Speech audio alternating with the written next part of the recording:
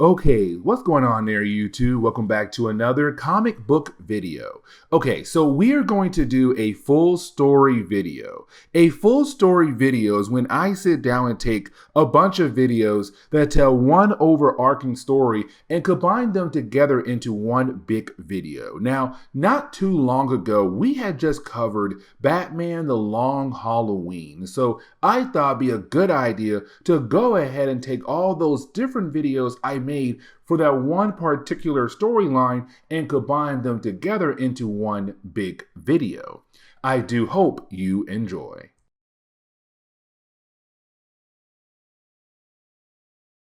Okay, so it's time for us to officially sit down and talk about Batman the Long Halloween. One of the best stories of all time when it comes to Batman comics. Now, here's the thing, because my goal is to cover everything Jeff Loeb and Tim Sales did together when it came to Batman comics. We already covered the Halloween specials that came out prior to this story right here, but we're now going to officially dive into Batman the Long Halloween. Now, here's the thing, because this is a very long story, so we're going to have multiple videos, but my goal is to release all the videos in 1 week. So hopefully we are able to accomplish that goal. But this story is truly amazing. Matter of fact, it's well known as one of the best Batman comics of all time.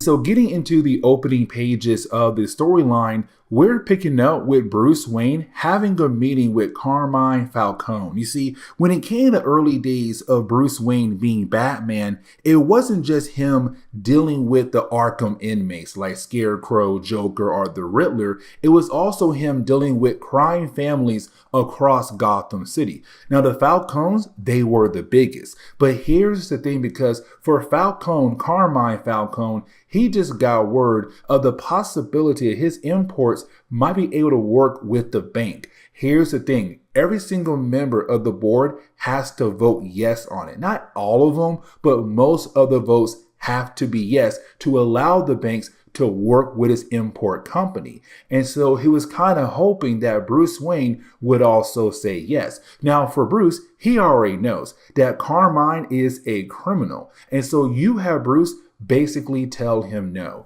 Now, this meeting is taking place at a very special event for the Falcone family. You see, for Carmine Falcone, his nephew Johnny is getting married. So, of course, you have all these different people there right now, just there for the big celebration.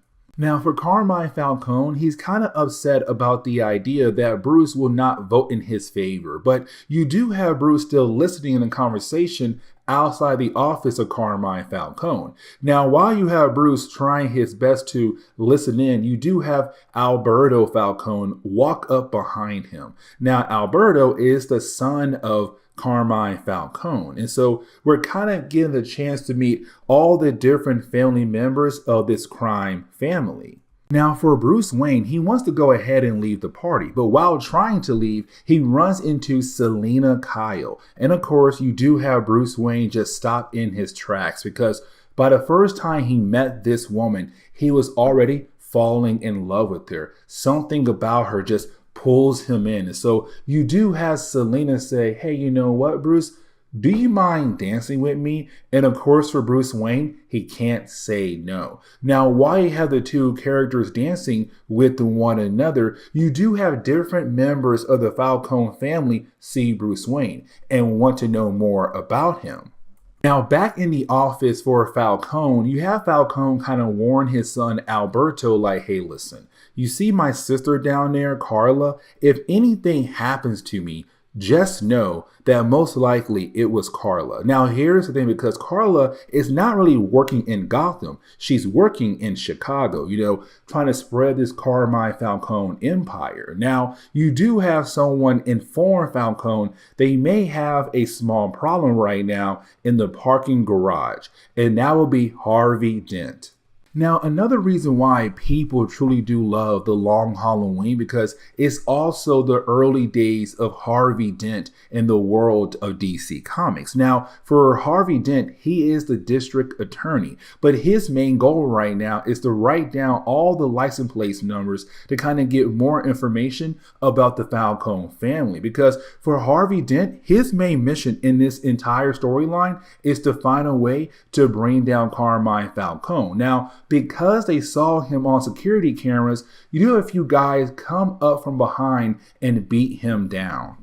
But after taking that beating, he does run into Bruce Wayne. Now, for Harvey Dent, he does know Bruce Wayne very well because Bruce did somewhat help out when it came to Harvey Dent becoming the district attorney for Gotham City. But the thing is, you still kind of have Harvey Dent look at Bruce Wayne as not somebody who is a regular person, who does not fully understand what's going on for regular day folks. Now, for Selina, she was kind of hoping to go home with Bruce Wayne, but for Bruce, it's kind of like, hey, I gotta go. We already know why, because the dude gotta go be Batman. Now, another character who does play a major role in the storyline would be Jim Gordon. Now, here's the thing, because for Jim, his main goal right now is just go home. His wife is waiting for him. His family is waiting for him. But you have Harvey Dent walk into his office. Now, for Jim, he can tell that there's something going on with Harvey. And the reason why, because, well, Harvey got the you-know-what kicked out of him, so he does look a tad bit banged up. But it's also Harvey informing Jim like, hey, listen, I was at the Falcone's wedding party, whatever, trying my best to figure out who were all those different people at the party to hopefully find a way or some kind of way to start attacking Falcone to bring him down, to bring him to justice. Now, this is Jim saying like, you're not really able to go up against Falcone like that, but I do know somebody who could possibly help us.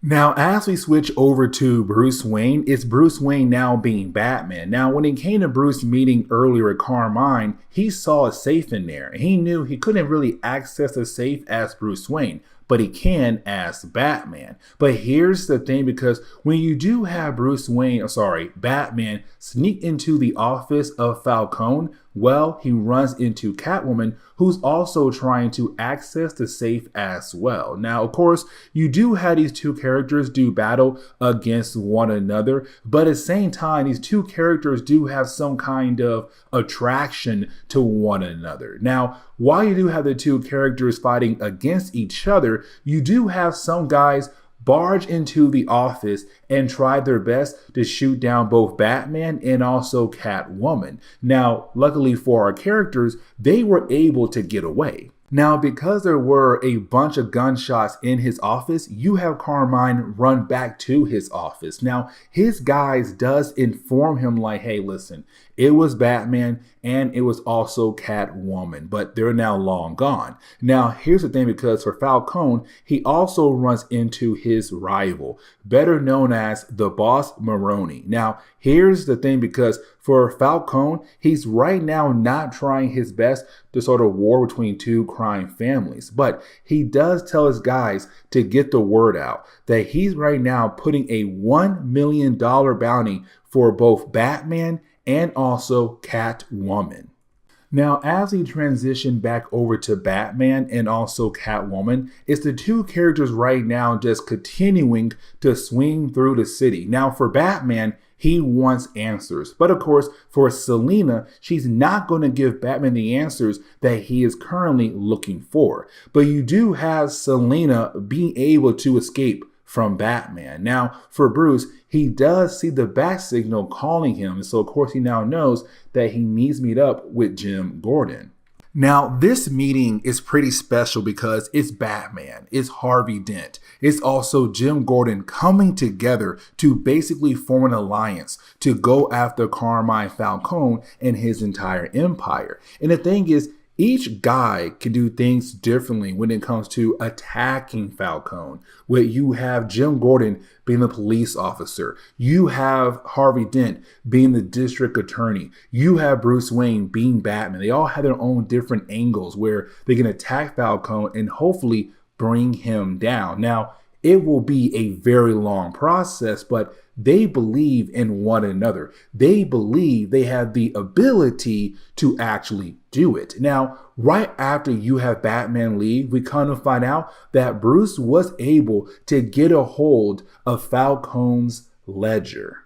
Now, the next page, we jump forward in time and we pick up in July. Now, in July, this is Batman meeting with the boards for the Gotham City Bank. And of course, you had most of the members agree to vote with the idea of working with Falcone and of course his import company. Now for Bruce, he knows what it's all about, that Falcone wants to use the bank as a way to launder his money. But of course, Bruce got outvoted. But Bruce has a different way to change things around. See, you have Bruce go in as Batman and pay a special visit over to Richard Daniels' penthouse. Now, Richard Daniel is the president of the bank. And so, of course, it's Bruce saying like, hey, listen, I'm going to need you to not, and I mean again, not try to work with Falcone and his money.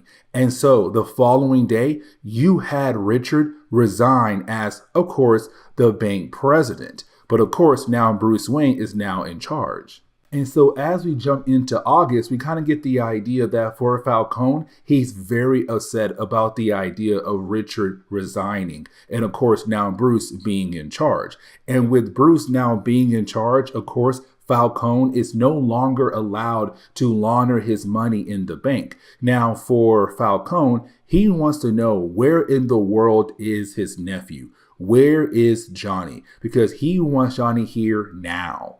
Now, by September, you didn't have Johnny, the nephew of course, Falcone, go after Richard. And of course, he shoots Richard dead twice in the middle of the street as a way to say, this is payback for your idea of resigning, of hurting the Falcone family. But while that is happening, somebody else is gearing up to attack. We see somebody getting a gun. We see this person scratching off the serial number. We see this person putting on a baby bottle nipple on top to be a, silencer. Someone is planning to attack the Falcone family. But with the death of Richard, you now have Jim Gordon getting a call. And is Jim freaking out? But he also knows what he has to do. He also has to inform Harvey Dent. And so, of course, you do have Jim call over to the Dent's home. And of course, Harvey finds out. And so this right here kind of begins the whole idea of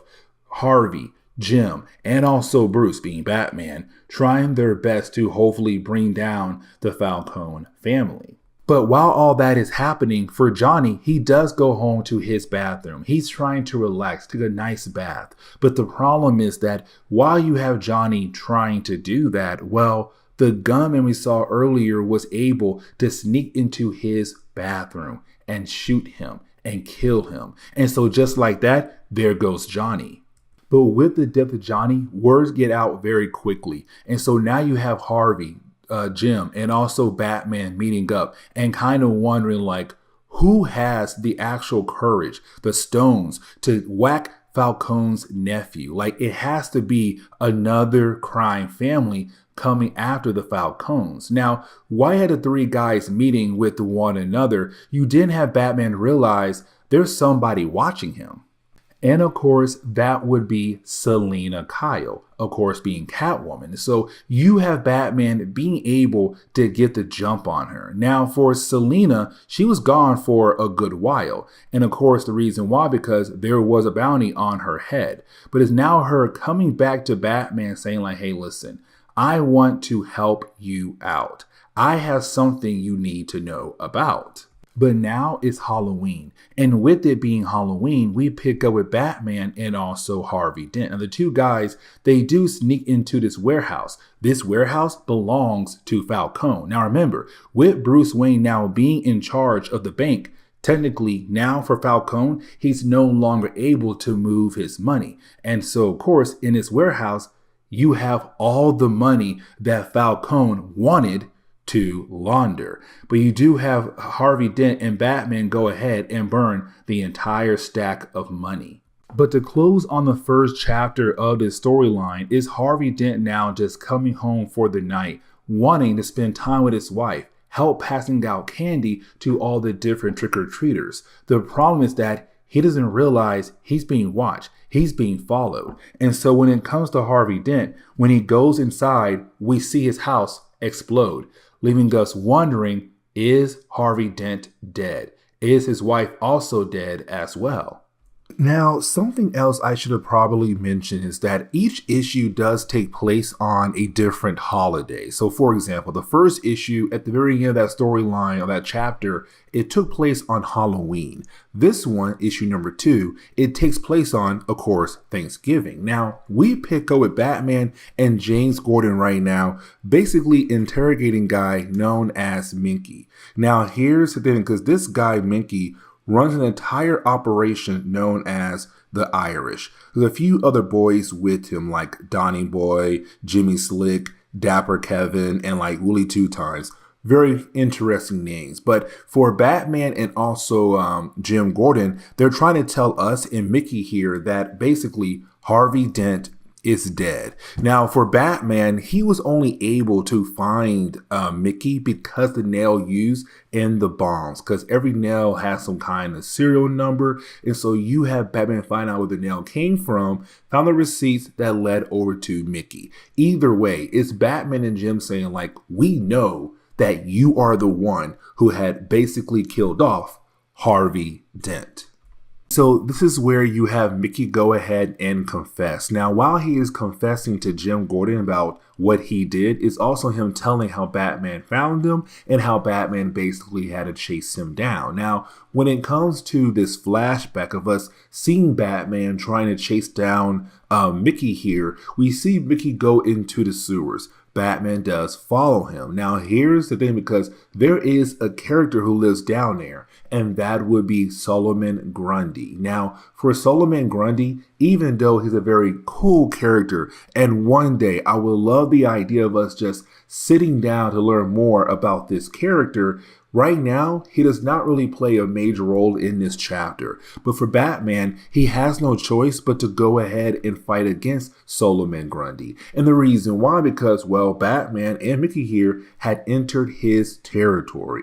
And for Solomon Grundy, he just wanted to be left alone. But either way, you do have Batman take out Solomon, grab Mickey, and then, of course, he headed over to the office of Jim Gordon.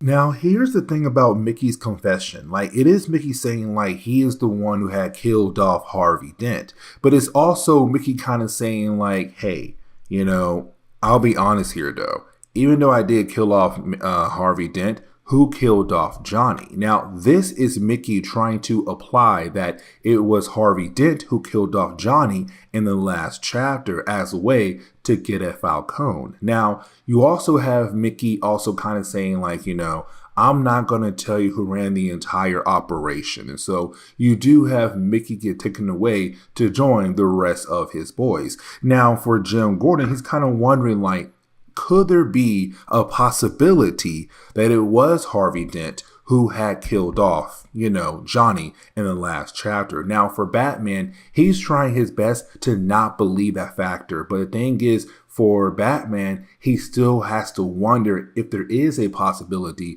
that Harvey actually did it.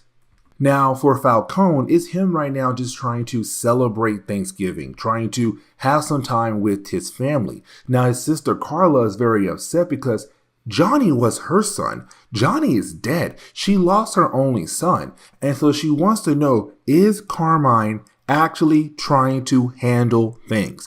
And you have him say, listen, Carla, I got it handled. Like, give me some time. Don't worry. I got it handled. And matter of fact, don't ask me again because I do not like repeating myself. Now, as we switch back over to Mickey, is him entering his prison cell. Now, when he does, is him trying to go over the plan with the rest of his gang. Now, his gang, they're kind of like, hey, listen, Mickey, we know what we got to do. We're in this together. And so then we see each member of Mickey's gang confess to the crime they all had committed together when it came to going after Harvey Dent, what their part was in that crime. Now, by the end of all the confessions, you didn't have Batman say, I want to talk to Mickey once again.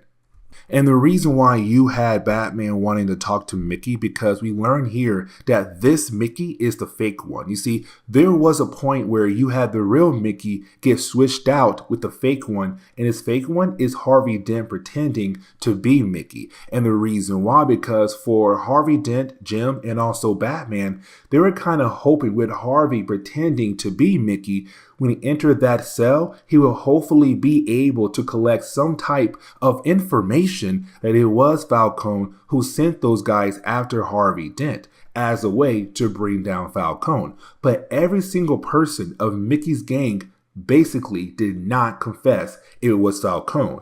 And so for Harvey, that right there ruins their entire operation. And so he can no longer pretend that he is dead, which also means he can no longer charge Mickey and his gang with murder charges. Now for Jim, he's kind of okay, yeah, we can't charge them for murder, but we can charge them for attempted murder. Now for Harvey, he's kind of like, even if we do that, they'll make bail in 1 hour. So technically, we're doing that for nothing. But you still have Harvey go ahead and do it. And so on the next page, you have Batman tell us that technically, Harvey was wrong. They made bail less than an hour. Now, on top of that, when it comes to Harvey Dent, he has to spend Thanksgiving in the hospital because when that bomb went off, it injured his wife. Now, for Jim Gordon, he gets home too late. And so when he does get home, unfortunately, he has to have dinner by himself. And for Batman, he makes sure to leave a plate for Solomon Grundy as well. And to close on this chapter right here, we do pick up with Mickey and his gang, who's currently just in their hotel, private room, whatever, trying to have a good Thanksgiving dinner, but to also be thankful for Falcone getting them out of prison. They're trying to celebrate. But then, as the chapter closes, our mysterious killer finds the gang and kills them all off. Just like that. So we're left again to wonder, who is this mysterious killer? But as we dive into the third chapter, we're now picking up with the Joker. Now, this is the Joker right now, just reading the newspaper. Oh, by the way, the third issue, it takes place on Christmas Day. But either way, for the Joker, is him reading the newspaper. And he gets upset because he realized this serial killer that killed on Halloween and also Thanksgiving is now getting the attention of the entire city. The people of the city is now calling him Holiday. Now we do see here the Joker had attacked his family and stole all their Christmas, presents, decorations, and left them basically almost with nothing. But now it's the Joker going on the hunt for this serial killer as well.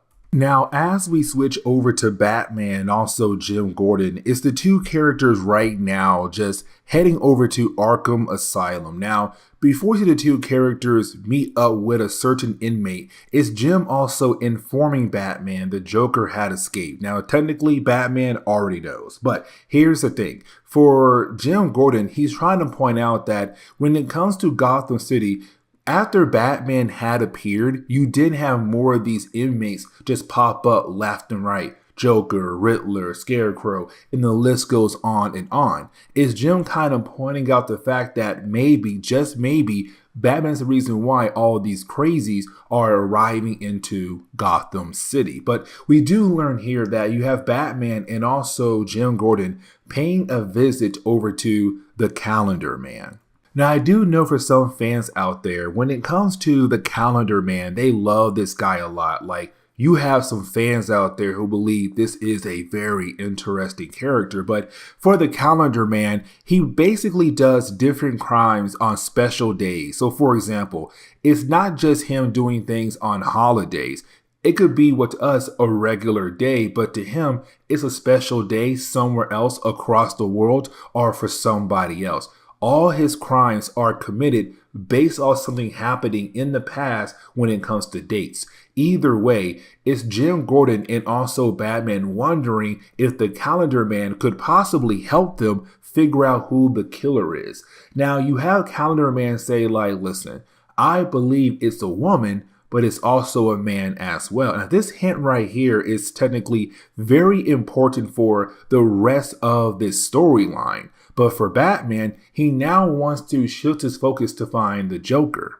But now we had to switch over to Maroni. Now, Mr. Maroni is, again, the rival to Carmine Falcone. But here's the thing, because while you have Maroni and his bodyguard having a conversation with one another, his bodyguard begins to laugh. And of course, that tells us the Joker got to him. Now, once the bodyguard passes out, you didn't have the Joker appear. And when the Joker appears, he's kind of like, hey, listen, so I believe that you are the holiday killer because you are Carmine Falcone's rival. Like, you are the second best mobster in this city. If Falcone goes away, then most likely you'll take his spot. Now, for Maroni, he's trying his best to tell the Joker, like, listen, it's not me. And here is the reason why. This whole holiday mess is not just messing with Falcone, it's also messing with everyone's operations. And so for Joker, he's kind of like, okay, if it's not Maroni as a holiday killer, then who is it?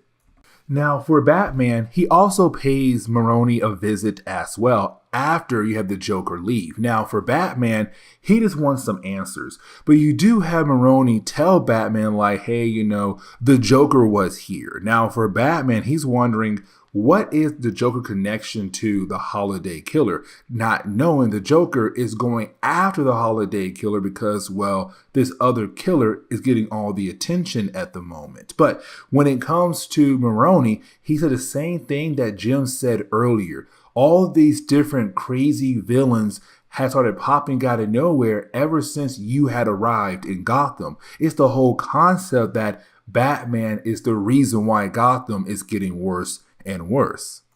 Now we switch over to Harvey Dent, and we see that Harvey Dent and also his wife have gotten a brand new home because, well, the last house got blown up completely. Now, we also learn here that for Harvey's wife, she wants to have children, and she's been asking Harvey to try again for a good while. And so she believes with a brand new house, maybe, just maybe, they can once again start trying to have a child. Now, you do have her go upstairs because Harvey realized they have a visitor. That visitor is no other than, well, the Joker. Now, this is the Joker believing that Harvey is the holiday killer. Now, of course, you have Harvey once again say, like, it's not me. I am not the holiday killer. But here's the thing. For the Joker, he hates the idea there are two maniacs in Gotham City, that this city is only big enough for one maniac like him. And so it's the Joker saying, if I find out that you were lying to me, that you are the holiday killer, the next time I come by here, I'm going to make sure I kill you off. But this kind of leads us into the ending for this third chapter, where we do pick up the Joker paying a visit to Falcone, telling Falcone, like, hey, I'm going to need you to do your job. I'm going to need you to figure out who is this holiday killer. Now, right after that, while he's trying to leave, Falcone has sent his bodyguard to go after the Joker. The Joker gets away. But right after you have the Joker leave, that is when you have, well, the assassin reappear. And the assassin, this time, kills off the bodyguard to Carmine Falcone.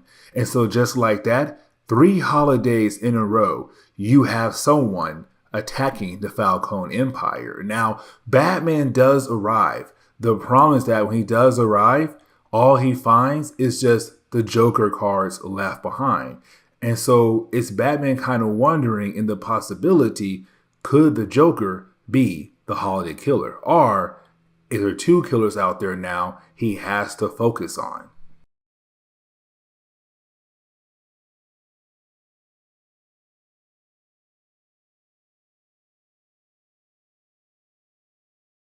Okay, so it's time for us to go ahead and get back into our coverage over the Batman The Long Halloween. Now, we already covered the first 3 chapters of this major storyline that was given to us in the late 1990s. But now it's time for us to go ahead and cover the next 3 chapters. Now, just in case we have anybody kind of just jumping into our coverage with us. When it comes to the Batman, the Long Halloween, it's the whole idea of the early days of Bruce Wayne being Batman, but also working with Harvey Dent and also Jim Gordon to bring down Carmine Falcone. But here is another problem. You see, each holiday is basically somebody going after Carmine Falcone, killing off different members of his family or his crime organization that works very close to him. And so now for Harvey, Jim, and also Batman, they're trying their best to figure out who is this holiday killer. And so each issue is taking place on a different holiday.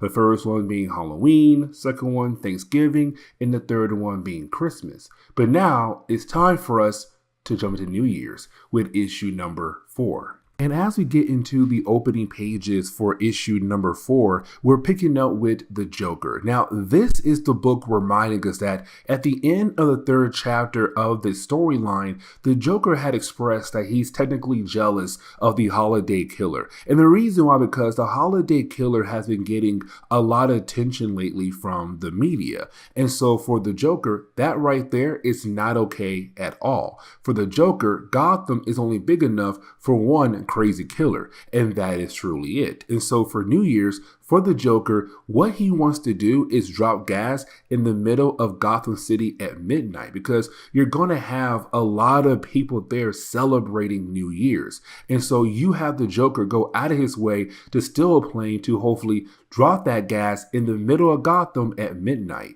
Now, luckily for us, Batman found out what the Joker is trying to do. And so for Batman, his main goal at the moment is to at least stop the Joker. But now for a brief moment, we have to jump over to, well, Harvey Dent. Now for Harvey Dent, it's him once again just working late. The dude, for me personally, should already be at home with his wife to get ready to bring in the new year. Now for Harvey Dent, he's actually on his way out to go home to be with his wife, but he's then stopped by his assistant, better known as Vernon. Now for Vernon, he's kind of like, hey boss, before you go, I want to let you know that I have been looking at all these old police reports, and basically I think I found a connection. That connection could be Carmine Falcone connection to Bruce Wayne. Now remember, Carmine Falcone is a big time monster in Gotham City. And so for Harvey Dent, this dude has been trying to find any connection he can use to hopefully bring down Carmine Falcone. Now, for a brief moment, we do jump back over to Batman fighting against the Joker on the plane. And I kind of like these few pages. And the reason why, because it kind of seems like it's the book saying, like, listen, the Joker is not going to become a major vocal point in the storyline. The Joker is only being used as a way to kind of help move the story forward. And that is truly it. To give Batman something to do as the other characters are being moved around in this storyline. Now we do switch over to Carmine Falcone and Mr. Maroni. Now for Maroni, remember, he is the rival to Carmine Falcone, the other big monster in Gotham City. If Falcone disappears or his whole entire empire crumbles, then Maroni will be able to just move in and take over his territories when it comes to being a monster. But this is Maroni coming to Carmine and basically saying, like, we should work together to figure out who is this holiday killer, because it's not just bad for your business, but it's also bad for my business as well. We should work together. Now for Carmine, him saying, like, listen, I realize something, that there have been a lot of people dying on my side, but on your side, no one has truly died yet. That seems very interesting. Now, he does walk away, and he does run into his sister, Carla. Now, for Carmine, he told us that technically he does not trust Carla at all when it comes to her trying her best to move up in the family. Now, he's right now trying to find his son, Alberto. And so that kind of leads us over to Carla going outside, trying her best to find her nephew.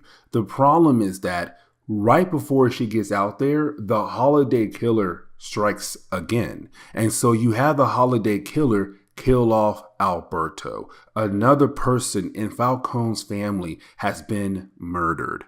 Now, getting back over to Harvey Dent, you have Harvey Dent go home and he thinks it's going to be a quiet night with Gilda, his wife. The problem is that when he does get home, he realized the Gordons are there as well to kind of help celebrate the brand new year. Now, for Harvey, he just walks away. He goes into the kitchen. Now, for Jim, he follows Harvey into the kitchen. Now, let's not forget, for Gilda, she's been wanting a child for a while. Apparently, they had tried before, but things happened. And so now for her, she was kind of hoping with a brand new house that they would have the ability to try again. But the cases that Harvey's taking on right now is just keeping him busy and away from her. Now, you have Jim Gordon being that good guy and going to check in on Harvey like, hey, Harvey, what in the world is going on with you? And so for Jim, he goes over to the kitchen where Harvey is at, and Harvey tells Jim, like, listen, we need to talk to Bruce Wayne, because now this is Harvey believing there is a connection between Harvey Dent and Carmine Falcone. Now, the rest of this New Year's issue is really more of us just seeing Batman fighting against the Joker. And by the end of this section right here, you do have Bruce Wayne being able to defeat the Joker. It's Bruce Wayne kind of believing that he's one, doing a good job when it comes to protecting Gotham, but also he believes that he's getting closer and closer to finally finishing his mission, which is bringing peace into Gotham City. And so that leads us into the Valentine's Day issue. Now, here's the thing, because as we pick up with the Valentine's Day issue, we're also picking up with two characters believing that there is some kind of connection right now between Bruce Wayne and Carmine Falcone. You have Harvey Dent and Jim Gordon head over to the home of Bruce Wayne, Wayne Manor. Now, for Alfred, he does tell our two characters, like, hey, listen, if you're looking for Mr. Wayne, he's not here right now. He is away, especially because this is Valentine's Day season. So, of course, the man's probably busy with somebody that he has an interest with.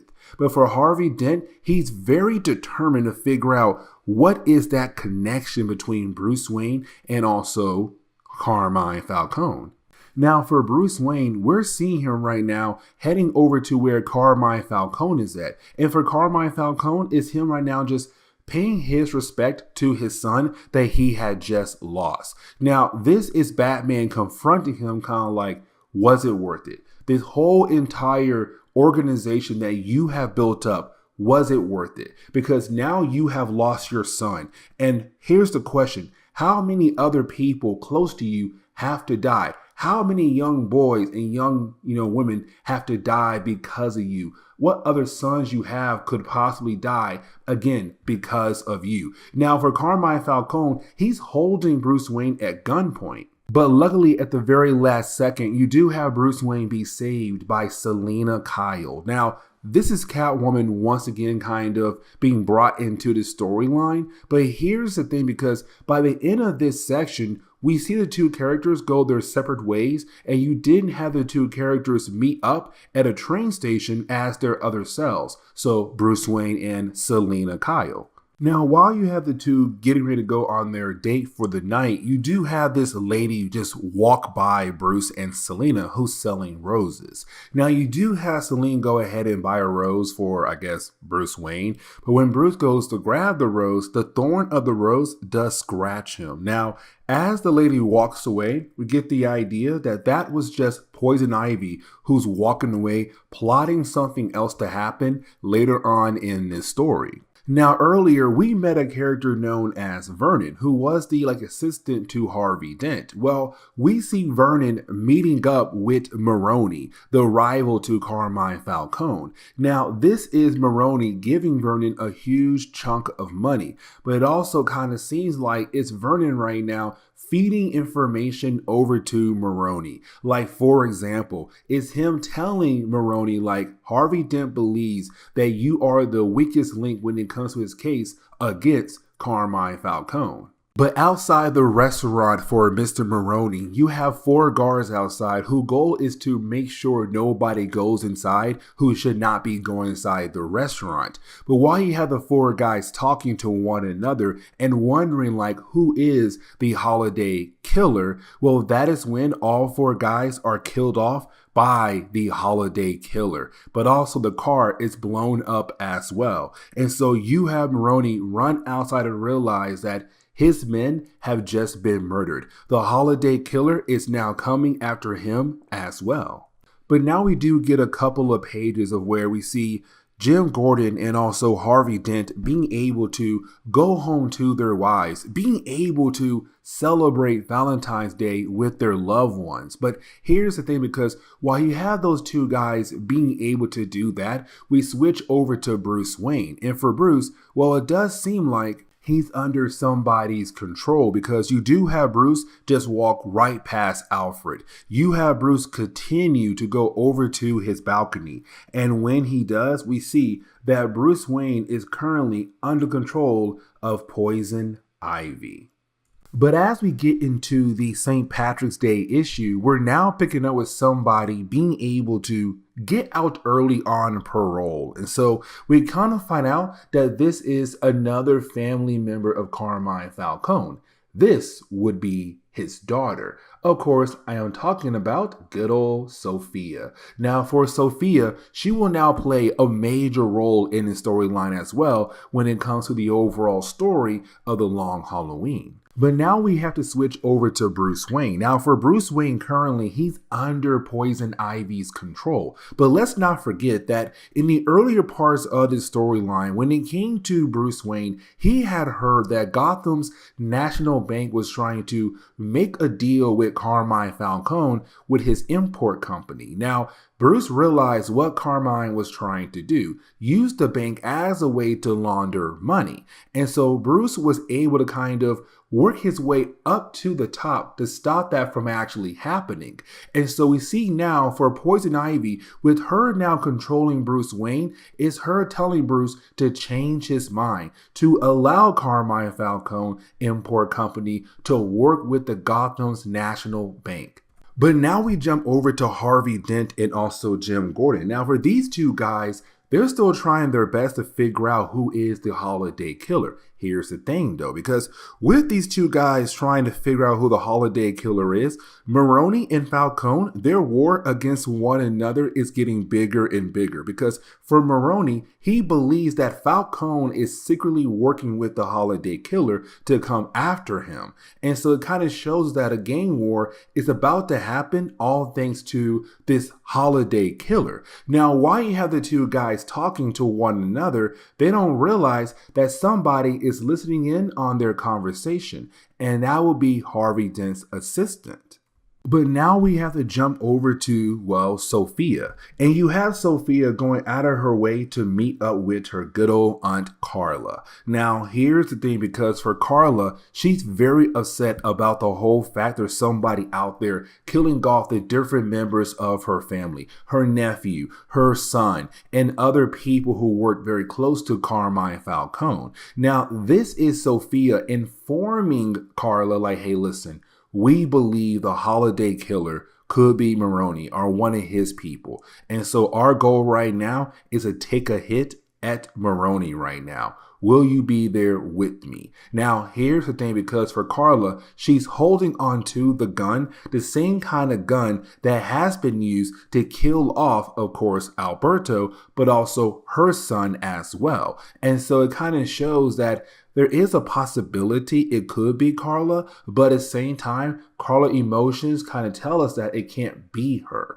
But either way, it is Carla saying like, yeah, I'll be there by your side because your dad was able to handle the bank issue. And so now him and I can work together.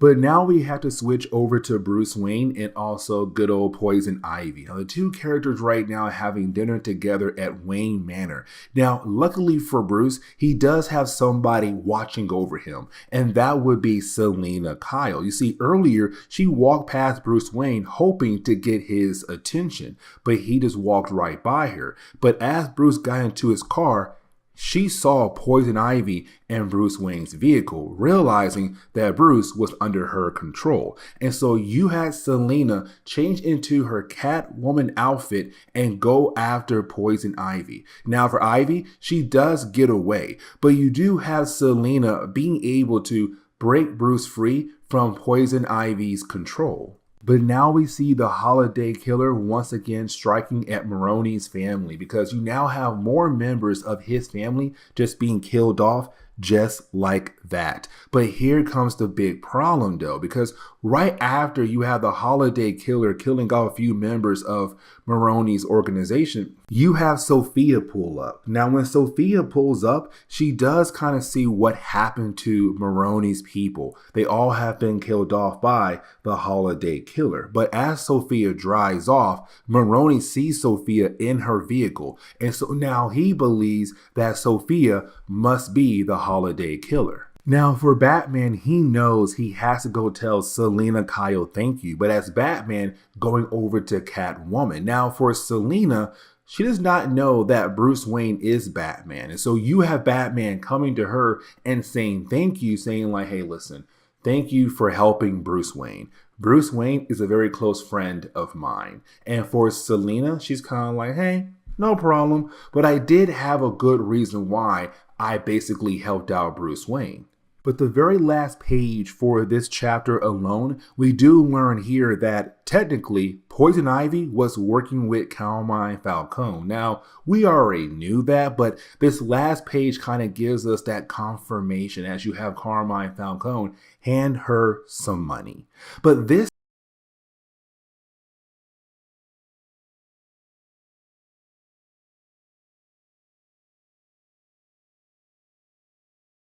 Okay, so getting back into our coverage over Batman, The Long Halloween, I want to do a quick reminder of what this storyline is truly about. But first, I want to remind everyone that this storyline came from Jeff Loeb and Tim Sells, two people who had came together over time to give us some of the most amazing Batman stories ever given to us. Now, with that being said, when it comes to The Long Halloween, it's the whole idea that you have Bruce Wayne, Jim Gordon, and also Harvey Dent agree to go after Carmine Falcone, one of the biggest crime lords in Gotham City. Their main goal is to bring him down. But here comes the big problem though. You see, each holiday, you have some unknown killer who has now been called the Holiday Killer, kill off a family member of Carmine Falcone or somebody who works for his organization as a way to slowly bring him down. And so you have all these different characters in this book trying to figure out who is the Holiday Killer, who is trying to bring down Carmine Falcone. So as we get into the opening pages of this storyline, it's really more of us picking up with Batman and also the Riddler. Now, here's the thing, because with these two characters in the opening pages of the storyline, it's both guys trying their best to figure out like, who is the Holiday Killer? But for Batman, it's really more of him kind of looking at this in a way of like the usual detective work. But for the Riddler, it's him saying like, hold on, let me look at this case as a riddle rather than do the usual detective work. Now, for the Riddler, he was brought in by somebody else. But either way, you have both men right now trying to build a profile of who the killer could possibly be. Now, for the Riddler, he believes that the killer is most likely Catwoman. Now, here's the reason why. Because the weapon that's currently being used to kill off all these different people is a weapon that's very light and very easily for a woman to use. But also, let's not forget, in the first chapter, you had Batman, you had Catwoman, both go into the office of Carmine Falcone. Now, here's the thing, because they both got caught. As they both left, you had Carmine Falcone say, hey, listen, I'm putting a bounty on both of their heads. $1 million each for Batman and also Catwoman. And so for the Riddler, he's saying like, it makes sense. Like, you put a bounty on her head. She was caught in your office trying to steal from you. Like, it has to be Selina Kyle. Now, for Batman, he believes it has to be Maroni. And let me explain why. Because for Batman, he's kind of like Carmine Falcone is the top level crime lord in Gotham City, the number one spot. Maroni, number two. If Carmine Falcone goes away, who benefits the most out of that? Of course, that would be Maroni. But at the same time, it's Batman saying that's just only a possibility. Now, for the Riddler, it's also him bringing up the fact that it could be Carla. Now, Carla is, of course, the sister to Carmine Falcone. Now, earlier in the storyline, you had Carmine Falcone tell us if anything happens to him, it has to be Carla. But let's not forget, the first person to die in the whole entire storyline that belongs to Carmine's family was Johnny. And Johnny was Carmine's nephew, Carla's son. But here's the thing. It's the Riddler saying, what if she killed off her own son as a way to hide her true identity? Because with her son now being dead, she now has free reign to do whatever she wants, to go after different people in your organization. It does kind of make sense there. And it's also the Riddler saying, let's not forget, when it came to your son Alberto, when he died on New Year's Eve, who was out there with him? Carla was. Nobody else. So all the clues are now kind of pointing at the possibility of her being the killer. Now, you also have Alfred kind of bring up Julian Day. Now, Julian Day is known as the calendar man. And usually for the calendar, he's always doing some kind of crazy crime on very special dates to him or to somebody else across the world. It's not just holidays. And so it's kind of like, well, there is that possibility, but the problem is the records show that he is still in Arkham. So no, it can't be the calendar man. So again, who is the holiday killer? But for Alfred, he also does kind of bring up a good point here. He says, well, I might only point out that one's quest for justice, I have seen someone even as sane as yourself behave in the most surprising ways. And so it's basically him saying like, look at Harvey and look at Jim Gordon. Now for Batman, he's kind of like, it can't be Jim Gordon. Like Jim is too, goody two shoe. There's no way he'll cross that line. But for Harvey, Harvey has been gunning to bring down Carmine Falcone. This man's hoping to find some kind of piece of evidence to lock Carmine Falcone away. And so when it came to Batman, he also thinks back to what happened to one of the previous victims. Harvey did not show any type of remorse to the idea somebody died because of connection to Carmine Falcone. And so for Batman, he's kind of like, there is a huge possibility that Harvey Dent is the killer. Now, we also can't forget this right here. You see, for Harvey and Jim Gordon, really more Harvey, his assistant had found some kind of connection between Carmine Falcone and Bruce Wayne. And so with this supposed connection, we're kind of left to believe, or really Harvey is kind of left to believe, not us, that there's a possibility that Bruce Wayne is the holiday killer. And so now Harvey wants to gun after Bruce Wayne. Now, of course, for Harvey and Jim, they have no idea that Bruce and Batman are the same person. But either way, it's him now saying, let's go have a conversation with Bruce Wayne.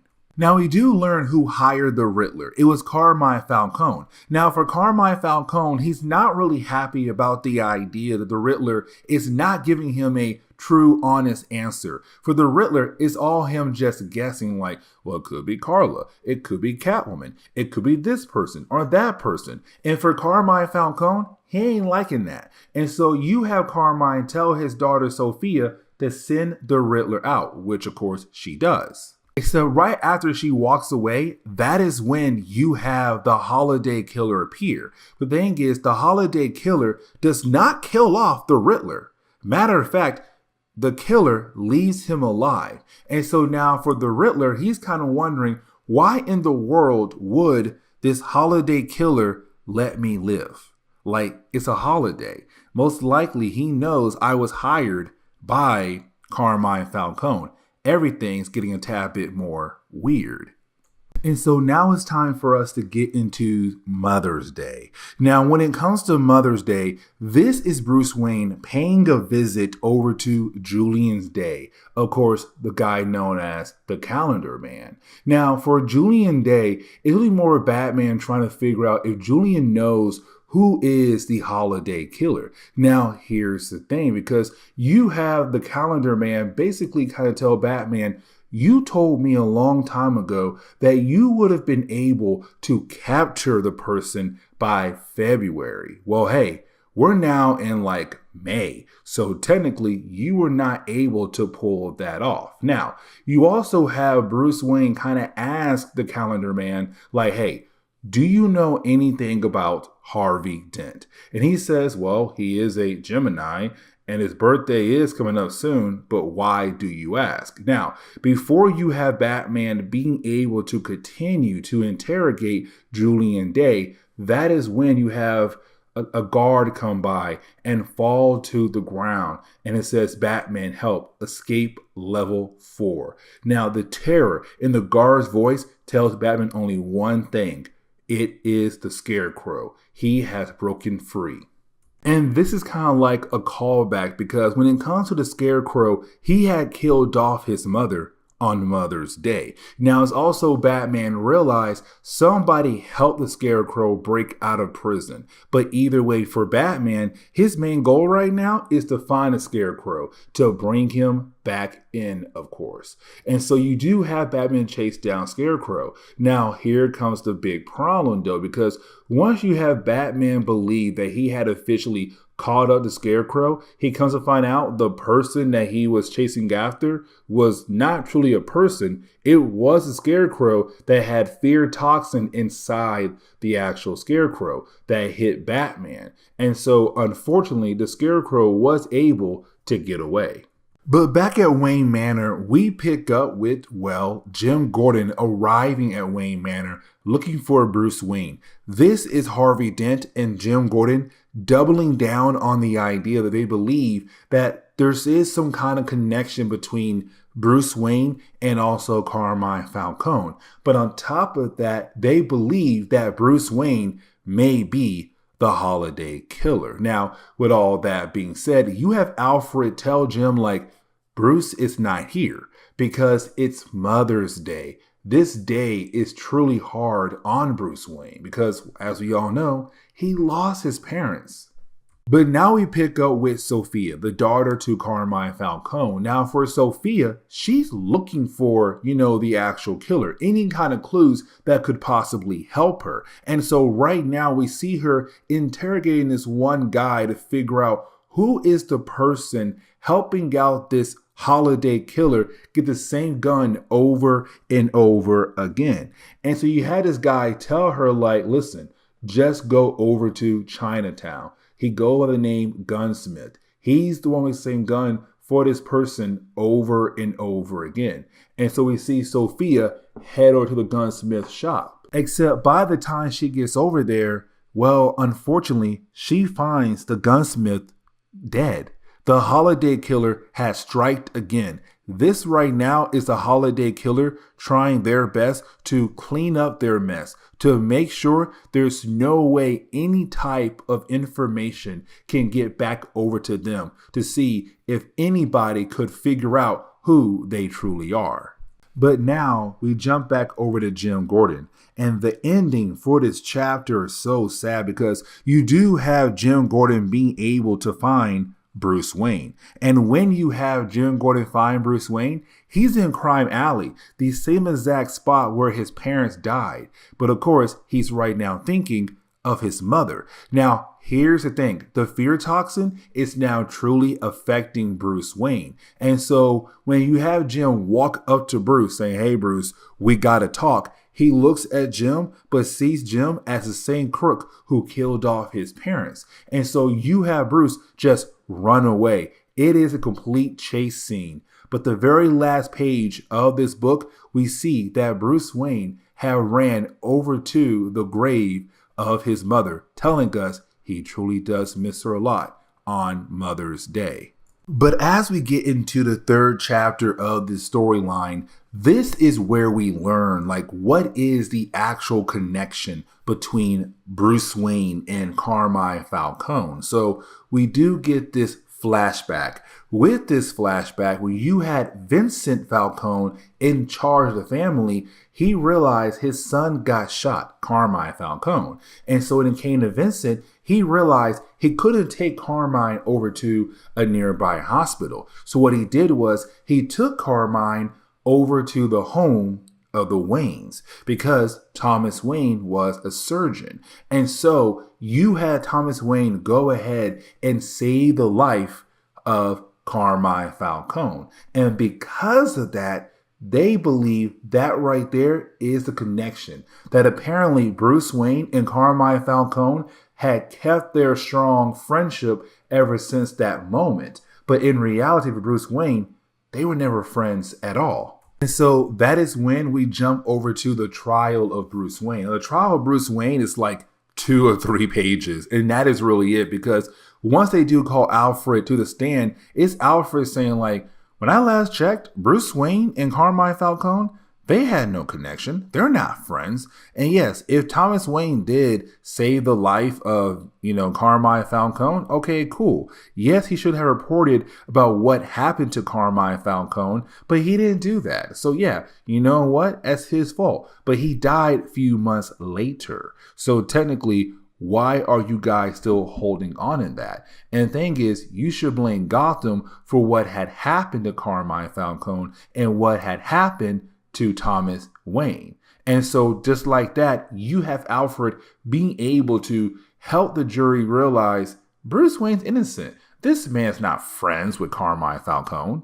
But now we have to jump over to Maroni as we see him visiting his father, better known as Sal, the Boss Maroni. Now, here's the thing, because for Maroni, he's right now going to his father for some kind of guidance, because right now he's losing men left and right. The whole idea of the holiday killer is not just affecting Carmine Falcone, it's also affecting Maroni family as well. Now, with all that being said, while you have the two guys talking to one another, somebody is able to sneak into the garden of Sal Maroni and being able to shoot and kill him. And so we're left to believe that once again, it was the holiday killer, because now it's Father's Day now in this chapter. And so the rest of this issue is really being used as a way to show us like, how is Father's Day for different people? Like, for example, when it comes to Carmine Falcone, yes, he lost his son, but he still has his daughter. And you have his daughter give him a gift, but it seems like their relationship is not that strong, or Carmine Falcone is so focused on trying to fix all the wrongs that's being done in his family that truthfully, he can't care for his Father's Day gift. Now, while you have those two characters talking to one another, they have no idea that Selina Kyle is watching them. And for Jim Gordon, he does go home to his family, where you see his son having a gift right next to him for Father's Day. A brand new tie that has his son's handprints all over it. Honestly, I find that so cute. But it really shows that for Gordon right now, him and his family, they're staying strong through all this different types of mess that happens in Gotham City. Now, for Harvey Dent, this is a man who's truly broken away, because for Harvey, he has been trying his best to find different ways to bring down Carmine Falcone. But unfortunately, every single thing he tries to do, it's not working. Everything he tries to do just keeps going right back to step one all over again, to find a different angle to take to hopefully find a way to bring down good old Carmine Falcone. Now, we also get told here that for Harvey Dent, he went to pay a visit to his father, and apparently his father is insane, and seeing his father be insane really does bother him, but also his father gave him a coin. Now, this coin, of course, is very important for the overall character of Two-Face. But as we switch over to Carmine Falcone, we learn here that it was him who helped Scarecrow break out earlier, but also he helped Mad Hatter get out as well. And his goal is to use these two characters as a way to get what he always has been working for in this entire storyline, to have the bank on his side, to be part of his import business. But in reality, for Carmine Falcone, he wants to use the bank as a way to launder money. But either way, now these three characters are going to work together to hopefully achieve that type of goal.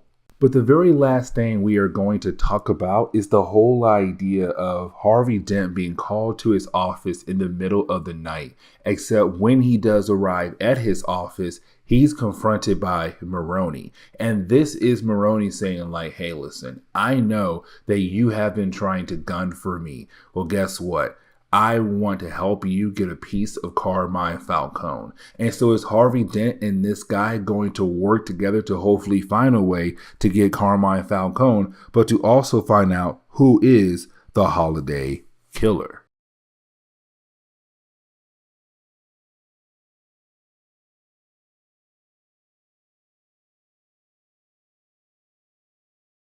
Okay, so it's time for us to go ahead and continue our coverage over the Batman The Long Halloween storyline. And really, we're getting into the conclusion of this storyline, the last 4 chapters of this event. And really, I had no idea there was a huge debate on the idea of who is the holiday killer. Now, for me personally, it's kind of obvious. The ending of the book tells you who are the 2 killers. But of course, you still have some folks believe that Jeff Loeb and Tim Sales were trying their best to throw people off. And honestly, I don't believe that. And really, the first page of this book really does kind of help us out to explain what's going on in this storyline. So for example, there is this killer known as the Holiday Killer who appears on different holidays throughout the year and kills off somebody close to Carmine Falcone or some kind of way to make sure their tracks are covered up. And so as we get into chapter 10 of the storyline, it's now Independence Day. The problem is that we're now seeing the Holiday Killer kill off the Gotham City coroner. And we're kind of left to wonder, why in the world did the Holiday Killer go after this guy for? Now, one of the things The Long Halloween had really established is the relationship between Bruce Wayne and Selina Kyle, because she always just pops up randomly, but you have these 2 characters being able to pick up where they left off at. But right now, it's Selina saying like, Bruce, why are you still here? Let's go ahead and leave. Let's leave Gotham. But for Bruce, he says, I left Gotham once, but I got pulled back in. Now, this is Bruce telling us I made a promise to my parents and I have to keep that promise.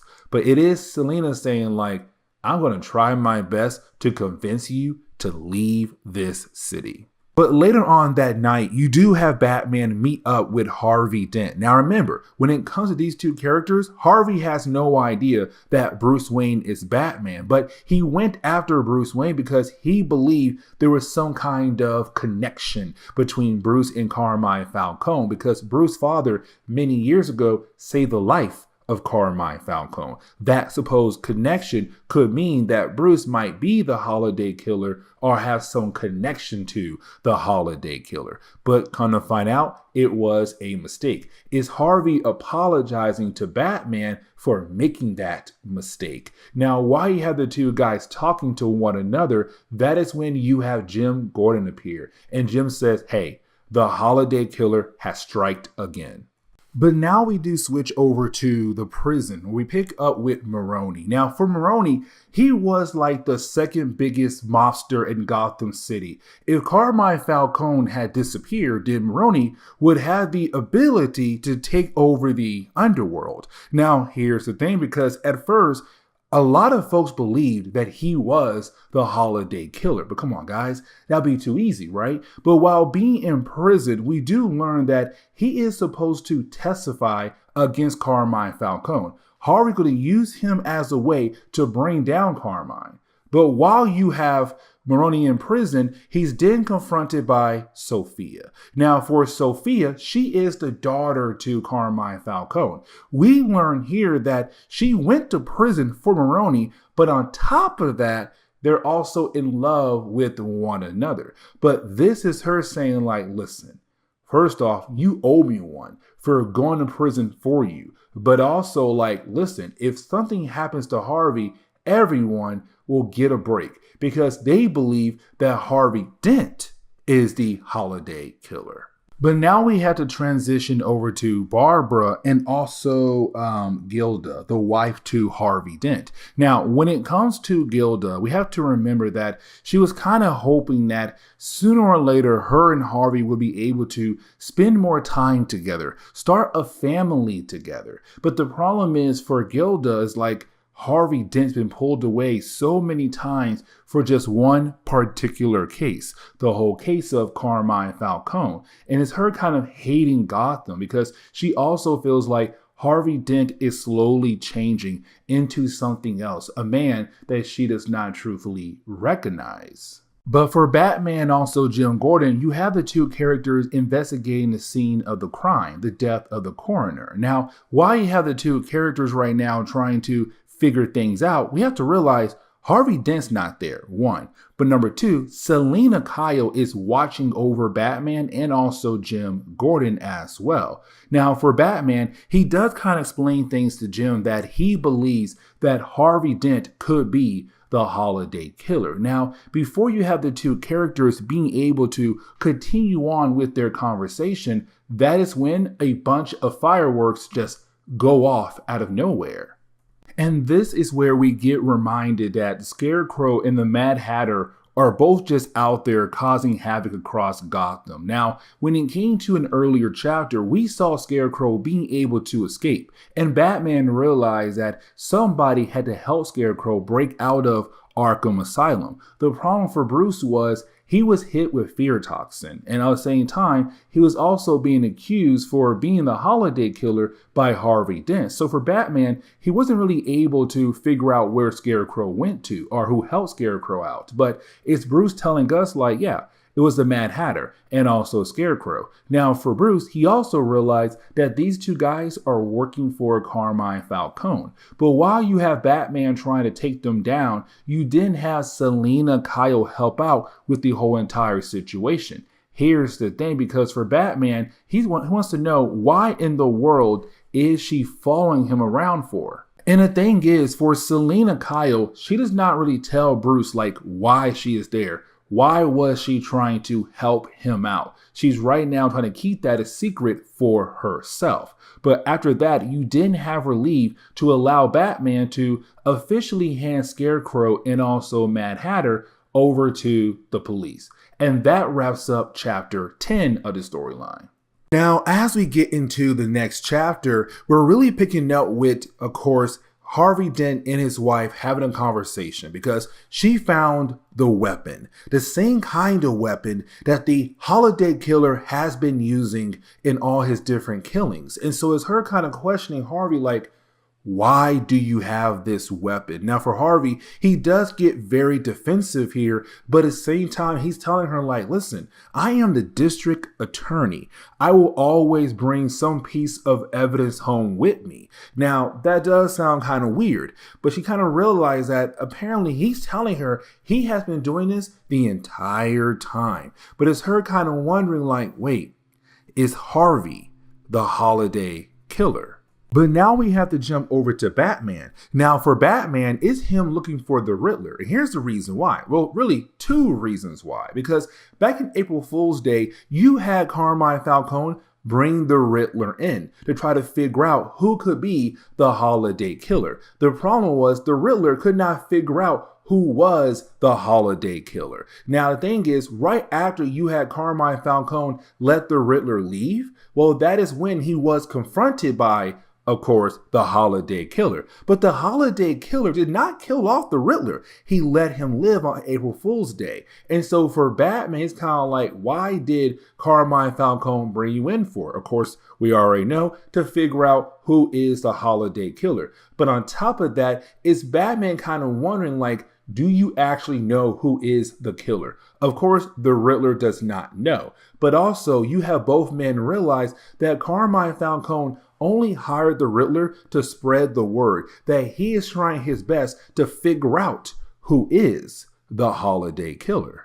And when we jump over to Carmine Falcone, we see him and his sister Carla kind of going back and forth with one another. Because for Carla, she does not really like how Carmine has been handling the family business. But for Carmine, he's kind of like, it's not your place to tell me how you feel of how I run our family business. But on top of that, I don't have to explain anything to you at all. But that is when you then have Sophia walk into the room and says they are ready. And what she means by that is when it comes to Maroni, let's not forget Harvey Dent is going to use him to testify against Carmine Falcone to finally close this case down.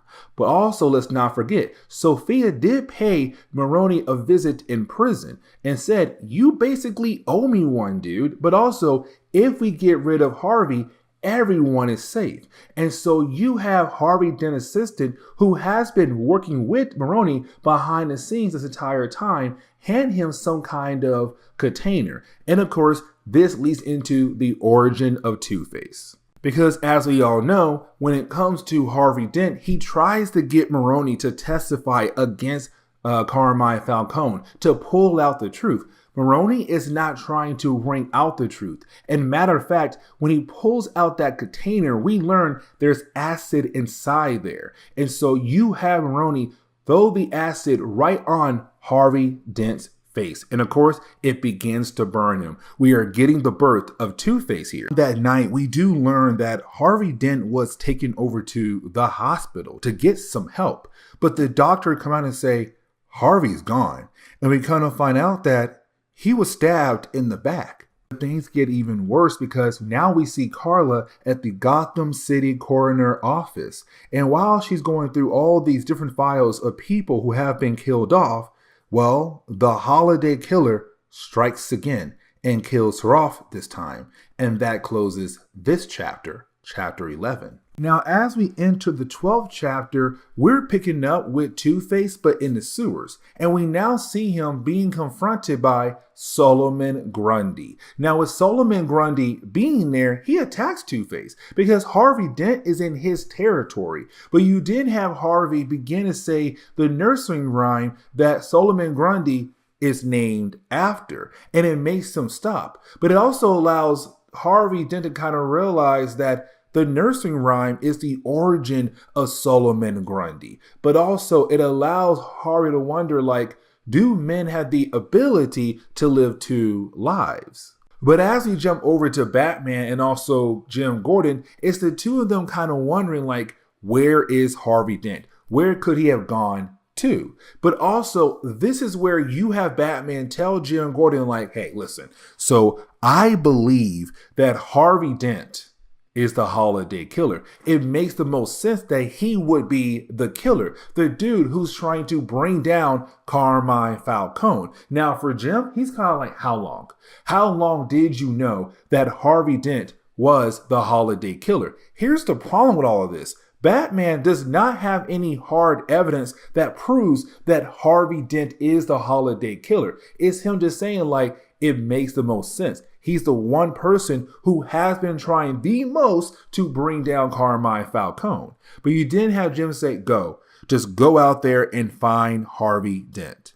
And so you have Bruce go pay a visit over to Carmine Falcone. Now, this is Bruce saying, like, Carmine might know where Harvey Dent is at. Now, for Carmine, he's mad at Batman because he believes that Harvey Dent is the holiday killer. Like, if Batman did his job, then most likely none of Carmine's family members would have been killed off. The problem is that he's wrong. Like, it's not Harvey Dent. You'll see why here at the end. But it's Batman kind of like, you know what? I am upset with myself because if Harvey Dent is a holiday killer, I had the ability to actually stop him. Now, once again, for Batman, he kind of realized that he's being followed, that somebody is watching him. And of course, that would be Catwoman. She's just there kind of like, Okay, I see you having a whole conversation with Carmine Falcone. Batman goes, confronts her, but she does not tell him anything at all of the reason why she is there. She just once again leaves. And for Batman's kind of wondering, like, why is she watching him, but especially watching Carmine Falcone and his entire family? Now, for Batman, he goes over to see Gilda, the wife to Harvey Dent, to ask her, like, hey, where is your husband? Because he believes she might have an idea. But the thing is, just like everyone else, she has no idea where Harvey is at. And that right there is breaking her heart. But it's also her telling Batman, like, she found the weapon. She found the gun that has been used in all these different murder cases involving the Holiday Killer. And so for Gilda, it's kind of like, please, just please bring Harvey home. And for Batman, he's trying to figure out where in the world Harvey could be at. Now, you do have Batman pay a visit over to the Calendar Man. And when it comes to the Calendar Man, he has been trying to tell Bruce Wayne, tell Batman, everyone else, like, your killer is a female. It is not a male. And so for Batman, it's him telling Calendar Man, like, hey, so I want to let you know, like, we got Harvey Dent. He's the Holiday Killer. But for the Calendar Man, he's kind of like, Harvey Dent is the Holiday Killer? You're wrong. Like, you're flat out wrong. It's not him. But I will tell you this. You do have somebody or something the Holiday Killer wants. That right there is his next clue for Batman, because now it's Labor Day. It's a holiday. He's going to strike again. And so that is when we get reminded about Maroni, because remember, he did do a crime. He assaulted Harvey Dent in court. And so while you have them try to transport him somewhere else, somebody comes from behind and actually shoot and kill Maroni just like that. There he goes. Now, you do have this killer try to go after Jim Gordon and the other guard who's there. The other guard is, well, Batman. But we do come to find out who is the killer, the Holiday Killer.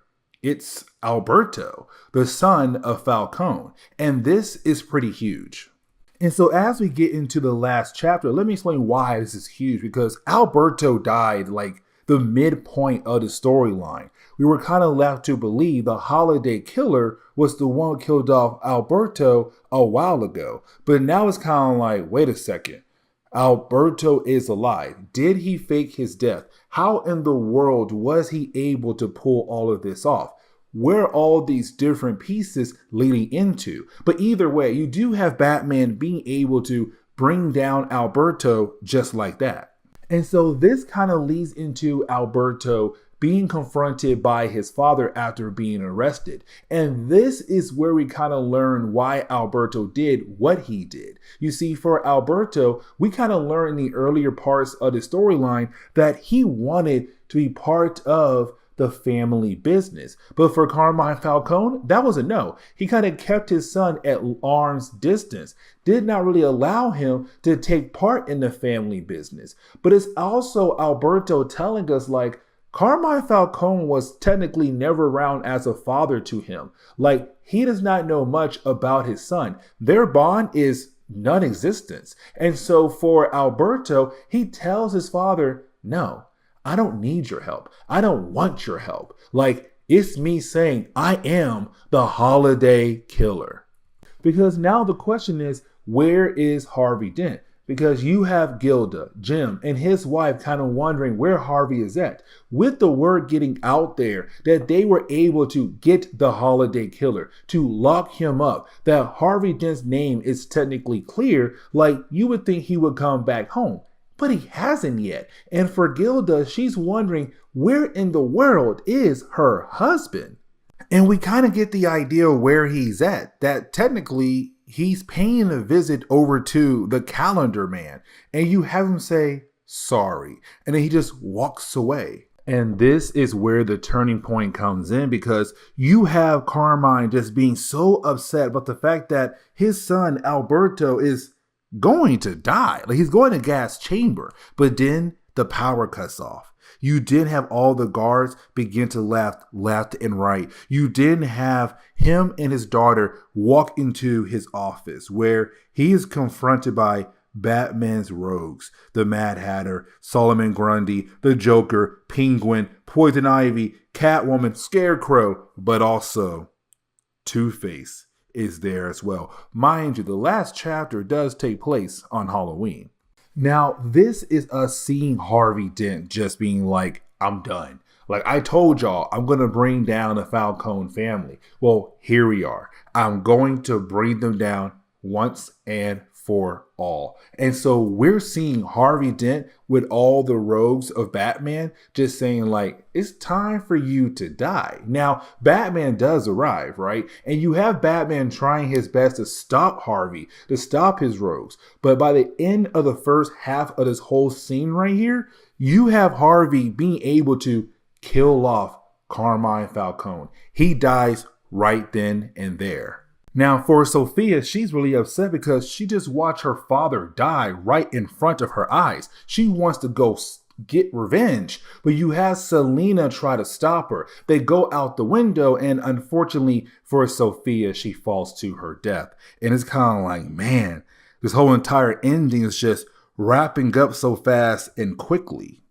Now, for Batman, he does try to talk to Harvey, like, hey, Harvey, listen, don't do this. Stop what you're doing right now. You can go back home to your wife. You have Two-Face pretend at first like he's going to walk over to Batman. And then you have Two-Face just knock Batman right in the head with his gun, knocking him out. But right after that, you then have Harvey go pay a visit to Vermin, because Vermin was the guy who basically helped out Maroni to throw acid on his face. And so it's Two-Face saying like, I know that you saw him before the actual trial begun. So guess what? You got to go too. Bam, bam, there goes Vermin. By the time Batman gets there, Two-Face already left the room.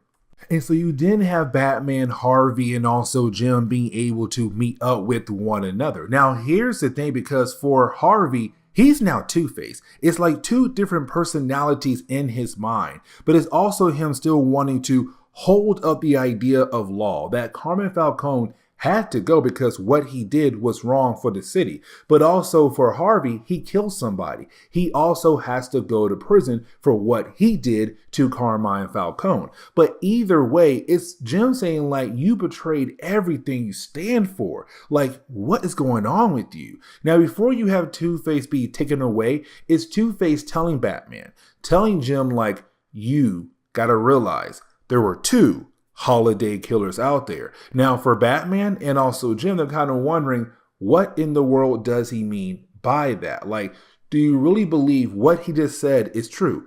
Is there two holiday killers out there? Because right now, all we know is one. But this kind of leads us into the ending of the book, right? Where we kind of find out who are the two killers in the Long Halloween. Now, this is where you had a lot of folks kind of debate like, hey, you know what? He's a killer. She's a killer.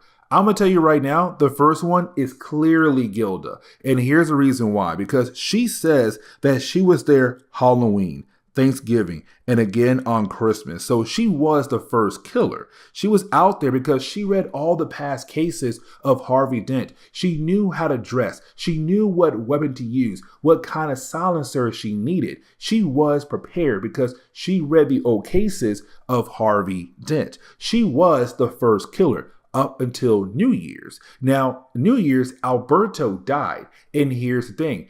After he had died, Harvey Dent came home with wet hair. She believes that it was Harvey Dent who killed Alberto, who kind of picked up where she left off at and became the second holiday killer. But I still think it's Alberto. Alberto had to be the one who killed off the rest of the people in this book. And here is the reason why. Alberto faked his death. He had to kill the coroner because, again, he faked his death. So it's kind of like, no, that's the main clue right there that shows that he is the other killer. Now, for Gilda, she believes it's Harvey Dent. And you have some folks out there that still believe that it is Harvey Dent as the second holiday killer. I don't believe that. But anyways, This is the end of the long Halloween, a very long storyline, but we are officially done. With that being said, guys, please leave me a like down below and subscribe. But guys, see you all next time. Later.